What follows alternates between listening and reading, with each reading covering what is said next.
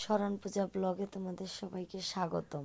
আজকে আমি নিয়ে এসেছি তোমাদের জন্য তেলাপিয়া মাছ দিয়ে ডাঁটা আলুর একটা রেসিপি। চলো তাহলে একটা মাছের টুকরা করে কেটে একটা বাটিতে নিয়েছি।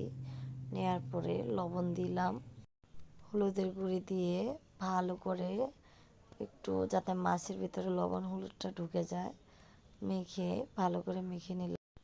তারপর একটা কড়াইতে তেল দিলাম, তেল দিয়ে প্রতিটা মাছকে সুন্দর করে বসিয়ে দিলাম।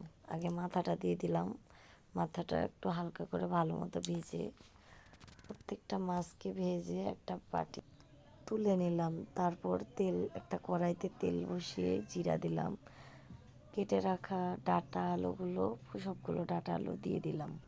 তারপর ডাঁটা আলুটার ভিতরে লবণ দিলাম, তারপর হলুদের গুঁড়ি দিয়ে দিলাম, দিয়ে ভালো মতো নেড়ে নিলাম। তারপরে ডাঁটাটা ভালো মতো ভেজে একটু জল দিয়ে দিলাম। এখন পরিমাণ মতো লঙ্কার গুঁড়ি দিয়ে দেব, যার যেমন ঝাল খাও যে যেমন তেমন করে লঙ্কার গুঁড়ি দিয়ে দিবা। তারপর একটু নেড়ে এখানে আমি জিরা আর আদা বেটে রেখেছিলাম আগেই একটা পাত্রে, ওটা দিয়ে দিলাম। দিয়ে দেওয়ার পর এবার একটা পাত্রে কেটে রাখা টমেটোগুলো দিয়ে দেব। দিয়ে দেওয়ার পরে ভালো মতো কষাবো যতক্ষণ না জলটা শুকিয়ে তেল উপরে উঠে আসছে, অতক্ষণ ধরে কষাবো। আমার ডাঁটা আলুটা কষানো হয়ে গেছে, এবার পরিমাণ মতো জল দিয়ে দেব।